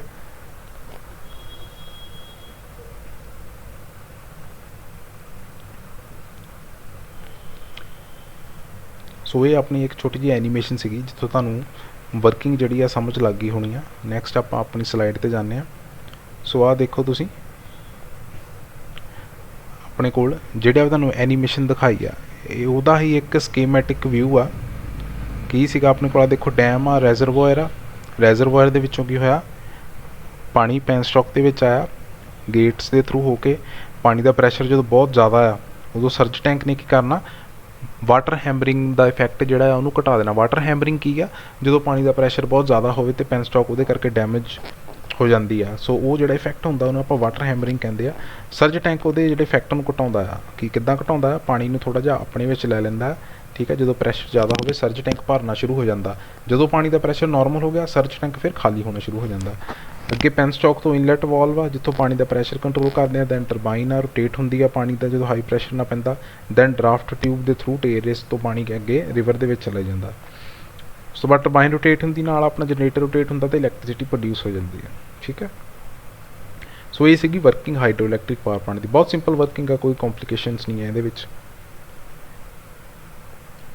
नैक्सट अपने को आ जाता ऑक्सिलरीज, यानी कि किहड़े इस तो अलहदा मेन कंपोनेंट तो आप पढ़ लिया सारे। इस तो अलहदा किहड़े कंपोनेंट्स आप यूज़ करते हैं हाइड्रो इलैक्ट्रिक पावर प्लांट के विच होएगा गवर्नर। गवर्नर का की काम होंदा, गवर्नर ने अपनी जिहड़ी टरबाइन की स्पीड होंदी आ उन्होंने कॉन्सटेंट रखना होंदा, क्योंकि पानी का प्रैशर घट वध होंदा रहिंदा है। इस करके आपां नूं की है नीड होंदी है कि टरबाइन की स्पीड जिहड़ी है कॉन्सटेंट रहे, क्योंकि जो टरबाइन की स्पीड वेरी करन लग पई तो अपनी आउटपुट ते इफैक्ट पैना उस चीज़ का। इस करके टरबाइन की स्पीड नूं कॉन्सटेंट रखने वास्ते आपां गवर्नर यूज़ करते हैं। उस तो बाद क्रेन्स यूज़ करते हैं, क्योंकि मान लो आपां अपने जिहड़े जनरेटर उहदे विच रिपेयर की मान लो कोई लोड पै गया तो जनरेटर जिहड़ा हुंदा आ ਉਹਦੇ ਵਿੱਚ ਆਰਮੇਚਰ ਜਿਹੜਾ ਹੁੰਦਾ ਬਹੁਤ ਭਾਰਾ ਹੁੰਦਾ, ਬਹੁਤ ਵੱਡਾ ਹੁੰਦਾ। ਸੋ ਜਦੋਂ ਉਹਨੂੰ ਰਿਪੇਅਰ ਕਰਨਾ ਆ ਉਹਨੂੰ ਬਾਹਰ ਕੱਢਣਾ ਪੈਂਦਾ ਤੇ ਉਹਦੇ ਵਾਸਤੇ ਆਪਾਂ ਕ੍ਰੇਨਸ ਦਾ ਯੂਜ਼ ਕਰਦੇ ਹਾਂ। ਨੈਕਸਟ ਲੁਬਰੀਕੇਟਿੰਗ ਆਇਲ ਪੰਪ ਜਿਹੜੇ ਆਪਣੇ ਵੀਅਰ ਐਂਡ ਟੀਅਰਸ ਆ ਜਿਹੜੇ ਪਾਰਟਸ ਦੇ ਵਿੱਚ ਉਹਨਾਂ ਨੂੰ ਕਰਨ ਵਾਸਤੇ ਸਮੂਥਲੀ ਚੱਲਦੇ ਰਹਿਣ ਉਹਦੇ ਵਾਸਤੇ ਲੁਬਰੀਕੇਟਿੰਗ ਆਇਲ ਪੰਪ ਆਪਾਂ ਯੂਜ਼ ਕਰਦੇ ਹਾਂ। ਜਿਹੜਾ ਪੰਪ ਹੁੰਦਾ ਇਹ ਕੀ ਕਰਦਾ ਆਇਲ ਨੂੰ ਫਲੋ ਕਰਵਾਉਂਦਾ ਰਹਿੰਦਾ। ਉਸ ਤੋਂ ਬਾਅਦ 에ਅਰ ਕੰਪਰੈਸ਼ਰ ਹੋ ਗਏ, ਫੈਨਸ ਹੋ ਗਏ, ਕੂਲਿੰਗ ਵਾਟਰ ਪੰਪ ਹੋ ਗਿਆ। ਕੂਲਿੰਗ ਵਾਟਰ ਪੰਪ ਬੇਸਿਕਲੀ ਇਹ ਟਰਬਾਈਨ ਵਾਸਤੇ ਸਿਰਫ ਯੂਜ਼ ਹੁੰਦੇ, ਜਿਹੜੇ ਟਰਬਾਈਨ ਦੇ ਬੇਰਿੰਗਸ ਹੁੰਦੇ ਆ ਨਾ ਉਹ ਗਰਮ ਹੋ ਜਾਂਦੇ ਆ ਲਗਾਤਾਰ ਟਰਬਾਈਨ ਚੱਲਦੀ ਹੈ ਜਦੋਂ, ਇਸ ਕਰਕੇ ਆਪਾਂ ਉੱਥੇ ਵਾਟਰ ਯੂਜ਼ ਕਰ ਲੈਂਦੇ ਆ ਉਹਨੂੰ ਠੰਡਾ ਰੱਖਣ ਵਾਸਤੇ। ਉਸ ਤੋਂ ਬਾਅਦ ਡਰੇਨੇਜ ਪੰਪ ਹੋ ਗਏ ਜਿਹੜੀ ਵੇਸਟੇਜ ਆ ਬਾਹਰ ਕੱਢਣ ਵਾਸਤੇ।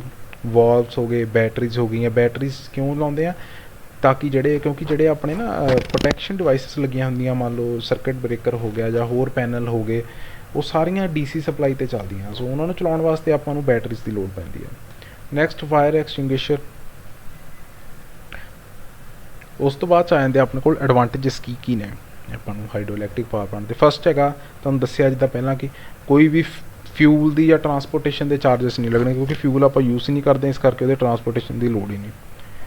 ਲੋ ਆਪਰੇਟਿੰਗ ਕੋਸਟ ਆ, ਫਿਊਲ ਹੈ ਨਹੀਂ ਗਾ ਇਸ ਕਰਕੇ ਆਪਰੇਟਿੰਗ ਕੋਸਟ ਜਿਹੜੀ ਘੱਟ ਆ। ਮੇਨਟੇਨੈਂਸ ਕੋਸਟ ਵੀ ਇਹਦੀ ਜਿਹੜੀ ਘੱਟ ਹੈ, ਕਿਉਂਕਿ ਇਹਦੇ ਵਿੱਚ ਪਾਰਟਸ ਬਹੁਤ ਘੱਟ ਯੂਜ਼ ਹੁੰਦੇ ਆ। ਸਿਵਲ ਵਰਕ ਇਹਦੇ ਵਿੱਚ ਜ਼ਿਆਦਾ ਹੁੰਦਾ, ਜਦ ਡੈਮ ਵਗੈਰਾ ਬਣਦਾ ਸਿਵਲ ਵਰਕ ਜ਼ਿਆਦਾ ਹੁੰਦਾ, ਉੱਦਾਂ ਪਾਰਟਸ ਇਹਦੇ ਘੱਟ ਹੈ, ਇਸ ਕਰਕੇ ਮੇਨਟੇਨੈਂਸ ਕੋਸਟ ਘੱਟ ਹੁੰਦੀ। ਜਿੱਦਾਂ ਥਰਮਲ ਦੇ ਵਿੱਚ ਆਪਾਂ ਦੇਖੀਏ, ਥਰਮਲ ਦੇ ਵਿੱਚ ਬਹੁਤ ਸਾਰੇ ਪਾਰਟਸ ਹੁੰਦੇ ਆ, ਇਕੋਨੋਮਾਈਜ਼ਰ, 에ਅਰ ਪ੍ਰੀ ਹੀਟਰ, ਬੋਇਲਰ ਵਗੈਰਾ ਕਾਫੀ ਪਾਰਟਸ ਹੁੰਦੇ, ਇਹਦੇ ਵਿੱਚ ਇੰਨੇ ਪਾਰਟਸ ਹੁੰਦੇ, ਇਸ ਕਰਕੇ ਮੇਨਟੇਨੈਂਸ ਕੋਸਟ ਇਹਦੀ ਘੱਟ ਹੁੰਦੀ ਆ। ਬਾਕੀ ਜਿਹੜੀ ਲੈਂਡ ਦੀ ਕੋਸਟ ਆ ਜਿੱਥੇ ਬਣਾਉਣਾ ਹੁੰਦਾ ਉਹ ਵੀ ਘੱਟ ਹੁੰਦੀ ਆ, ਕਿਉਂਕਿ ਇਹ ਮੋਸਟਲੀ ਜਿਹੜੇ ਡਿਵੈਲਪਡ ਏਰੀਆਜ਼ ਆ ਨਾ ਉਹ ਤੋਂ ਹਟ ਕੇ ਹੀ ਬਣਾਇਆ ਜਾਂਦਾ। ਜਿੱਦਾਂ ਹਿਮਾਚਲ ਪ੍ਰਦੇਸ਼ ਹੋ ਗਿਆ ਜਾਂ ਹੋਰ ਅਲੱਗ ਜਗ੍ਹਾ 'ਤੇ ਬਣਦਾ ਜਿੱਥੇ ਲੈਂਡ ਦੀ ਕੋਸਟ ਬਹੁਤ ਘੱਟ ਹੁੰਦੀ, ਜਗ੍ਹਾ ਜ਼ਮੀਨ ਦੀ ਕੋਸਟ ਬੜੀ ਘੱਟ ਹੁੰਦੀ, ਇਸ ਕਰਕੇ ਲੈਂਡ ਦੀ ਕੋਸਟ ਜਿਹੜੀ ਬਹੁਤ ਘੱਟ ਹੁੰਦੀ, ਇਹ ਵੀ ਐਡਵਾਂਟੇਜ ਆ ਆਪਾਂ ਨੂੰ। ਬਾਕੀ ਇਹਦੇ ਵਿੱਚ ਲੋਸਿਸ ਬਹੁਤ ਘੱਟ ਹੁੰਦੇ ਆ ਅਤੇ ਇਹਦੀ ਐਫੀਸ਼ੀਐਂਸੀ ਬਹੁਤ ਜ਼ਿਆਦਾ ਹਾਈ ਹੁੰਦੀ ਆ। ਲੋਸਿਸ ਕਿਉਂਕਿ ਇਹਦੇ ਵਿੱਚ ਆਪਾਂ ਕੋਲ ਵਗੈਰਾ ਕੋਈ ਬਰਨ ਨਹੀਂ ਕਰਦੇ, ਠੀਕ ਆ, ਜਿਹਦੇ ਕਰਕੇ ਇਹਦੇ ਵਿੱਚ ਲੋਸਿਸ ਬਹੁਤ ਘੱਟ ਹੁੰਦੇ ਆ। ਸਿੰਪਲ ਆਪਾਂ ਵਾਟਰ ਡਾਇਰੈਕਟਲੀ ਆਪਾਂ ਯੂਜ਼ ਕਰਦੇ ਹਾਂ ਟਰਬਾਈਨ ਨੂੰ ਰੋਟੇਟ ਕਰਾਉਣ ਵਾਸਤੇ, ਜਿਹਦੇ ਕਰਕੇ ਇਹਦੀ ਐਫੀਸ਼ੀਐਂਸੀ ਬਹੁਤ ਜ਼ਿਆਦਾ ਹੁੰਦੀ ਹੈ। 80 to 90% ਐਫੀਸ਼ੀਐਂਸੀ ਹੁੰਦੀ, ਨੋਟ ਕਰ ਲਿਓ। ਬਾਕੀ ਨੀਟ ਐਂਡ ਕਲੀਨ ਪਲਾਂਟ ਆ, ਇਹਦੇ ਵਿੱਚ ਕੋਈ ਵੀ ਐਸ਼ਸ ਵਗੈਰਾ ਨਹੀਂ ਹੋਣੀਆਂ, ਕੋਈ ਵੀ ਆਪਣੇ ਕੋਲ ਜਿਹੜਾ ਇਹਦੇ ਵਿੱਚ ਪੋਲਿਊਸ਼ਨ ਨਹੀਂ ਹੋਣਾ ਕਿਸੇ ਵੀ ਤਰ੍ਹਾਂ ਦਾ। ਬਾਕੀ ਇਹਨੂੰ ਇੱਕਦਮ ਆਪਾਂ ਚਲਾ ਸਕਦੇ ਹਾਂ, ਜਿਹੜਾ ਦਾ ਸਟਾਰਟਿੰਗ ਟਾਈਮ ਹੁੰਦਾ ਬਹੁਤ ਘੱਟ ਹੁੰਦਾ। ਸੋ ਪੁੱਟ ਇਨਟੂ ਸਰਵਿਸ ਇੰਸਟੈਂਟਲੀ। ਲਾਈਫ ਬਹੁਤ ਜ਼ਿਆਦਾ ਹੁੰਦੀ, ਤਕਰੀਬਨ 100 ਸਾਲ ਤੋਂ ਵੀ ਵੱਧ ਲਾਈਫ ਹੁੰਦੀ ਹੈ ਇਹਦੀ। 100 ਸਾਲ ਪਹਿਲਾਂ ਵੀ ਜਿਹੜੇ ਆਪਣੇ ਪਾਵਰ ਪਲਾਂਟ ਬਣੇ ਸੀਗੇ ਉਹ ਹਜੇ ਤੱਕ ਵਧੀਆ ਚੱਲ ਰਹੇ ਆ। ਸਭ ਤੋਂ ਪਹਿਲਾਂ ਵੈਸੇ ਆਪਣੇ ਇਲੈਕਟ੍ਰਿਕ ਪਾਵਰ ਪਲਾਂਟ ਜਿਹੜਾ ਸੀਗਾ ਉਹ ਦਾਰਜਲਿੰਗ ਦੇ ਵਿੱਚ ਲਗਾਇਆ ਗਿਆ ਸੀ। ਉਸ ਤੋਂ ਬਾਅਦ ਜਿਹੜੀ ਆਪਣੀ ਟਰਬਾਈਨ ਦੀ ਗਵਰਨਿੰਗ ਆ, ਗਵਰਨਰ ਲਗਾ ਕੇ ਆਪਾਂ ਟਰਬਾਈਨ ਦੀ ਜਿਹੜੀ ਗਵਰਨਿੰਗ ਆ ਉਹਨੂੰ ਐਕੂਰੇਟ ਕਰ ਸਕਦੇ ਹਾਂ। ਮਤਲਬ ਕਿ ਜਿਹੜਾ ਸਪੀਡ ਆ ਉਹ ਘੱਟ ਵੱਧ ਜ਼ਿਆਦਾ ਨਹੀਂ ਹੋਊਗੀ, ਆਪਾਂ ਕੌਂਸਟੈਂਟ ਸਪੀਡ ਜਿਹੜੀ ਆ ਅਚੀਵ ਕਰ ਸਕਦੇ ਹਾਂ ਗਵਰਨਰ ਨੂੰ ਯੂਜ਼ ਕਰਕੇ। Used for other purpose like irrigation and flood control. ਇਹ ਤੁਹਾਨੂੰ ਪਤਾ ਹੀ ਹੋਣਾ ਕਿ ਆਪਣਾ ਜਦੋਂ ਡੈਮ ਬਣਾਉਂਦੇ ਆ ਆਪਾਂ ਤਾਂ ਕੀ ਹੁੰਦਾ ਆ, ਆਪਾਂ ਜਿਹੜਾ ਐਕਸੈਸ ਵਾਟਰ ਹੁੰਦਾ ਉਹਨੂੰ ਆਪਾਂ ਕੰਟਰੋਲ ਕਰ ਲੈਂਦੇ ਹਾਂ। ਅਦਰਵਾਈਜ਼ ਕੀ ਆ, ਜਦੋਂ ਬਾਰਿਸ਼ ਦੇ ਦਿਨਾਂ ਦੇ ਵਿੱਚ ਉਹ ਐਕਸੈਸ ਵਾਟਰ ਜਿਹੜਾ ਆ ਫਲੱਡ ਦਾ ਕਾਰਨ ਵੀ ਬਣਦਾ ਆ। ਸੋ ਜਿਹੜਾ ਫਲੱਡ ਦਾ ਕਾਰਨ ਬਣਦਾ ਉਹਨੂੰ ਆਪਾਂ ਕੀ ਕਰਦੇ ਹਾਂ, ਉਸ ਪਾਣੀ ਨੂੰ ਆਪਾਂ ਰੋਕ ਲੈਂਦੇ ਹਾਂ ਡੈਮ ਬਣਾ ਕੇ, ਅਤੇ ਉਹ ਜਿਹੜਾ ਵਾਟਰ ਆ ਉਹਨੂੰ ਫਿਰ ਆਪਾਂ ਅੱਗੇ ਲੋਡ ਪੈਣ ਦੇ ਉੱਪਰ ਆਪਾਂ ਇਰੀਗੇਸ਼ਨ ਪਰਪਸ ਵਾਸਤੇ ਯੂਜ਼ ਕਰ ਲੈਂਦੇ ਹਾਂ। ਬਾਕੀ ਇਹਦੇ ਐਡਵਾਂਟੇਜਸ ਹੈਗੇ ਆ, ਹਰ ਚੀਜ਼ ਦੇ ਡਿਸਐਡਵਾਂਟੇਜਸ ਵੀ ਹੁੰਦੇ ਆ। ਸੋ ਇਹਦੇ ਡਿਸਐਡਵਾਂਟੇਜ ਸਭ ਤੋਂ ਮੇਨ ਕੀ ਆ, ਹਾਈ ਇਨੀਸ਼ੀਅਲ ਕੋਸਟ। ਉਹਨੂੰ ਬਣਾਉਣ ਦੇ ਉੱਪਰ ਬਹੁਤ ਖਰਚਾ ਆਉਂਦਾ ਆ, ਸਿਵਲ ਵਰਕ ਬਹੁਤ ਹੁੰਦਾ ਇਹਦੇ ਵਿੱਚ, ਡੈਮ ਬਣਾਉਣਾ ਪੈਂਦਾ ਆਪਾਂ ਨੂੰ ਇਹਦੇ ਵਿੱਚ, ਜਿਹਦਾ ਸਭ ਤੋਂ ਵੱਧ ਖਰਚਾ ਹੁੰਦਾ। ਬਾਕੀ ਟਰਾਂਸਮਿਸ਼ਨ ਦੀ ਕੋਸਟ ਬਹੁਤ ਜ਼ਿਆਦਾ ਪੈਂਦੀ ਆ, ਕਿਉਂਕਿ ਇਹ ਮੋਸਟਲੀ ਹਿਲੀ ਏਰੀਆਜ਼ ਦੇ ਵਿੱਚ ਹੁੰਦੇ ਆ, ਜਿਹੜੇ ਆਪਣੇ ਰੈਜ਼ੀਡੈਂਸ਼ੀਅਲਸ ਏਰੀਆ ਆਪਾਂ ਕਹਿ ਸਕਦੇ, ਜਿੱਥੇ ਆਪਾਂ ਨੂੰ ਸਪਲਾਈ ਦੀ ਲੋੜ ਹੁੰਦੀ ਹੈ, ਉੱਥੋਂ ਇਹ ਜਿਹੜੇ ਹੁੰਦੇ ਆ ਪਲਾਂਟਸ ਦੂਰ ਹੁੰਦੇ ਆ। ਸੋ ਇਸ ਕਰਕੇ ਆਪਾਂ ਨੂੰ ਜਿਹੜੀ ਟਰਾਂਸਮਿਸ਼ਨ ਲਾਈਨ ਜਿਹੜੀ ਹੁੰਦੀ ਆ ਉਹ ਆਪਾਂ ਨੂੰ ਲੰਬੀ ਵਿਛਾਉਣੀ ਪੈਂਦੀ, ਜਿਹਦੇ ਕਰਕੇ ਟਰਾਂਸਮਿਸ਼ਨ ਲਾਈਨ ਦੀ ਕੋਸਟ ਵੱਧ ਜਾਂਦੀ ਆ। ਡਿਪੈਂਡੈਂਸੀ ਔਨ ਨੇਚਰ, ਟੋਟਲੀ ਤੁਹਾਨੂੰ ਪਤਾ ਆਪਾਂ ਵਾਟਰ ਨੂੰ ਯੂਜ਼ ਕਰਦੇ ਹਾਂ। ਵਾਟਰ ਜਿਹੜਾ ਇੱਕ ਨੈਚੁਰਲ ਸੋਰਸ ਆ, ਸੋ ਪਾਣੀ ਦੇ ਉੱਪਰ ਡਿਪੈਂਡੈਂਟ ਆ। ਜੇ ਆਪਾਂ ਨੂੰ ਮੰਨ ਲਓ ਕੋਈ ਇੱਦਾਂ ਦੀ ਹੋ ਜਾਂਦਾ ਕੰਮ, ਆਪਣਾ ਪਾਣੀ ਦਾ ਲੈਵਲ ਘੱਟ ਜਾਂਦਾ, ਤਾਂ ਇਹਨੂੰ ਚਲਾਉਣਾ ਜਿਹੜਾ ਆ ਪੋਸੀਬਲ ਨਹੀਂ ਆ। ਰਿਕੁਆਇਰ ਲਾਰਜ ਏਰੀਆ, ਇਹਨੂੰ ਬਣਾਉਣ ਵਾਸਤੇ ਬਹੁਤ ਵੱਡਾ ਏਰੀਆ ਚਾਹੀਦਾ, ਜਿੱਦਾਂ ਤੁਹਾਨੂੰ ਇਮੇਜਸ ਦੇ ਵਿੱਚ ਵੀ ਮੈਂ ਦਿਖਾਇਆ ਸੀ, ਬਹੁਤ ਜ਼ਿਆਦਾ ਜਗ੍ਹਾ ਘੇਰਦਾ ਇਹ। ਬਣਾਉਣ ਦੇ ਵਿੱਚ ਕਾਫੀ ਇਹਨੂੰ ਟਾਈਮ ਲੱਗਦਾ, ਬਿਕੋਜ਼ ਇਹਦੇ ਵਿੱਚ ਸਿਵਲ ਦਾ ਕੰਸਟਰਕਸ਼ਨਸ ਦਾ ਵਰਕ ਬਹੁਤ ਜ਼ਿਆਦਾ ਹੁੰਦਾ ਆ। ਇਹਦੇ ਜਿਹੜੇ ਆਪਾਂ ਮੰਨ ਲਓ ਇਹਦੇ ਵਿੱਚ ਕੋਈ ਪਾਰਟਸ ਲਾਉਣੇ ਆ, ਜਨਰੇਟਰ ਲਾਉਣੇ ਜਾਂ ਕੁਛ ਵੀ ਲਾਉਣਾ, ਆਪਾਂ ਨੂੰ ਬਹੁਤ ਦੂਰੋਂ ਮਤਲਬ ਕਿ ਲੈ ਕੇ ਆਉਣੇ ਪੈਂਦੇ ਆ। ਇਸ ਕਰਕੇ ਇਹਨੂੰ ਇਰੈਕਟ ਕਰਨ ਦਾ ਜਿਹੜਾ ਟਾਈਮ ਹੁੰਦਾ ਆ ਉਹ ਬਹੁਤ ਜ਼ਿਆਦਾ ਹੁੰਦਾ।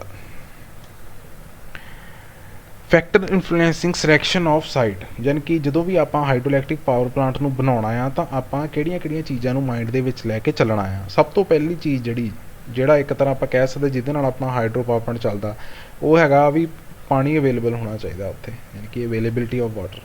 Second point is huge capacity reservoir, means ਜਿਹੜਾ ਆਪਾਂ ਲੈਣਾ ਰੈਜ਼ਰਵੋਇਰ ਆ ਉਹਦੀ ਕਪੈਸਿਟੀ ਜ਼ਿਆਦਾ ਹੋਣੀ ਚਾਹੀਦੀ ਆ। ਜੇ ਰੈਜ਼ਰਵਾਇਰ ਦੀ ਕਪੈਸਿਟੀ ਘੱਟ ਹੋਊਗੀ ਤਾਂ ਕੀ ਆ, ਆਪਾਂ ਬਹੁਤੇ ਲੰਬੇ ਸਮੇਂ ਤੱਕ ਇਹਨੂੰ ਯੂਜ਼ ਨਹੀਂ ਕਰ ਸਕਦੇ।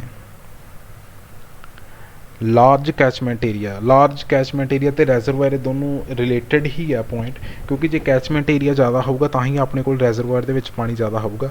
ਕੈਚਮੈਂਟ ਏਰੀਆ ਤੁਹਾਨੂੰ ਪਤਾ ਦੱਸਿਆ ਵੀ ਸੀਗਾ ਪਹਿਲਾਂ, ਜਿਹੜੀਆਂ ਆਪਣੇ ਰਿਵਰਸ ਵਗੈਰਾ ਹੁੰਦੀਆਂ ਜਿੱਥੋਂ ਆਪਾਂ ਨੂੰ ਪਾਣੀ ਰੈਜ਼ਰਵਾਇਰ 'ਚ ਆਉਂਦਾ ਉਹ ਹੁੰਦਾ।